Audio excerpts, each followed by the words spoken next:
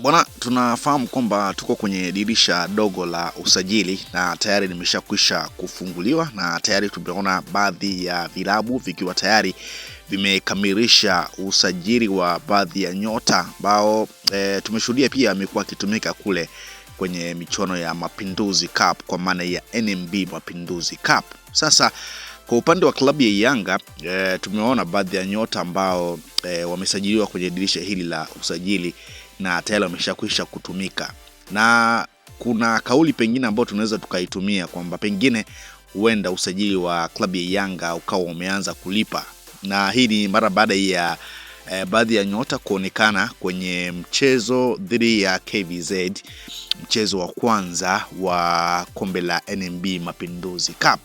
Bana, tumeona Yanga mpaka sasa wameshakwisha kukamilisha usajili wa nyota watatu, kwa maana ya usajili wa kwanza ni Emmanuel Mwanengo ambaye amesajiliwa kutoka ndani ya klabu ya TRA United, lakini usajili wa pili ni wa Mohamed Damaro Kamara ambaye yeye amesajiliwa kwa mkopo mpaka mwisho wa msimu kutoka ndani ya klabu ya Singida Black Stars, lakini usajili wa tatu ni wa Maarufu Shekei, raia kutoka Togo ambaye yeye tayari ameshakwisha kuonekana ndani ya klabu ya Yanga na ameshakwisha kucheza mchezo mmoja, lakini bado hajatambulishwa official na klabu ya Yanga kwamba Yanga wamekamilisha usajili. Kwa hiyo kinachosubiriwa kwa sasa ni utambulisho tu rasmi kwamba Yanga wathibitishe kwamba tumemsajili. Sasa kama ulitazama mchezo wa Yanga na KVZ, tuliona Emmanuel Mwanengo alianza kwenye kikosi na alimaliza 90 zote. Na mchezo huo Yanga bwana waliibuka na ushindi wa goli 3 kwa 0. Magoli ya Yanga yalifungwa na Pacome Zouzoua, goli jingine likafungwa na Celestine Kuwa, lakini jingine likafungwa na Emmanuel Mwanengo. Lakini magoli ya Emmanuel Mwanengo pamoja na Celestine Kuwa ni magoli ambayo walijifunga KVZ, kwa maana ya mpira ambao ulipigwa na Celestine Kuwa ulimgusa beki wa KVZ ukaingia, lakini pia goli la Emmanuel Mwanengo ulimgusa beki wa KVZ yule ambaye alijifunga ukawa umeingia, lakini jitihada kubwa ni za hawa wachezaji. Kwa hiyo kusababisha goli kwa Emmanuel Mwanengo kuna leta ishara kwamba Yanga hawajakosea kabisa kwenye usajili wa Emmanuel Mwanengo, lakini japo kumekuwa kuna mijadala mizito sana kwamba Emmanuel Mwanengo kwa nini Yanga wamemsajili, pengine wamezingatia nini, na mbona kiwango chake kawaida sana, lakini ni moja kati ya mchezaji ambaye unaona ana kitu.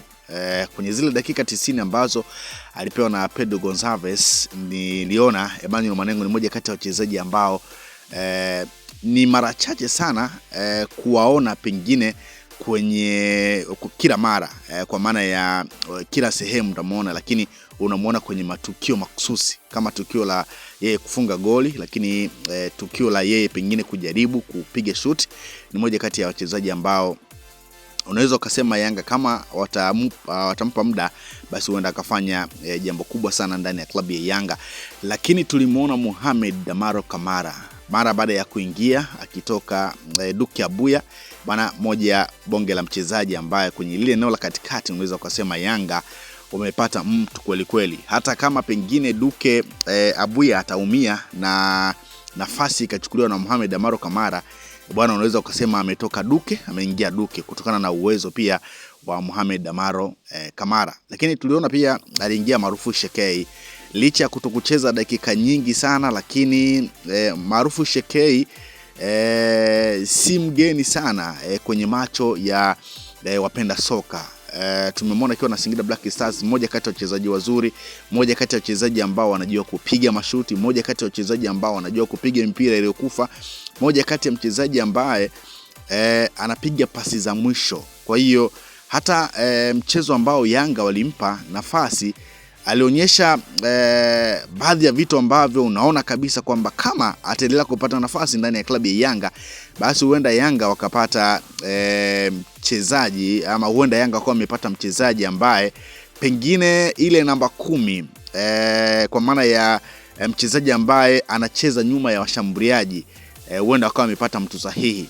Kubwa zaidi ni kuboreshwa kwenye eneo tu la ushambuliaji ambalo bado limeendelea kuwa butu. Tumeona tetesi zinaeleza kwamba Yanga wameachana na Andy Bobo Boyeli, na tetesi zinaeleza kwamba Dep kwa maana ya yule nyota ambaye anakipiga ndani ya klabu ya Radomiak ya kule Poland anatajwa kutua ndani ya klabu ya Yanga. Kwa hiyo kama Yanga watampata mshambuliaji ambaye pengine atajua kuzitumia zile pasi za kwa maana ya mchezaji nambari 10, huenda basi Yanga akawa wametibu lile eneo la ushambuliaji. Kwa hiyo kuja kwa Maarufu Shekei ndani ya klabu ya Yanga huenda kukaongeza jambo. Kwa hiyo hayo ndio mambo ambayo pengine nimeyaona kwenye huu usajili wa klabu ya Yanga mpaka sasa wa nyota watatu, kwa maana ya Emmanuel Mwanengo pamoja na nyota Maarufu Shekei pamoja na Mohamed Amaro Kamara. Kwa hiyo kubwa zaidi tusubirie kuona, lakini kwa mchezo wa kwanza dhidi ya KVZ ni kama usajili wa Yanga unawalipa, na ni kama wamezingatia kupata wachezaji kwenye maeneo ambayo walikuwa wana yahitaji.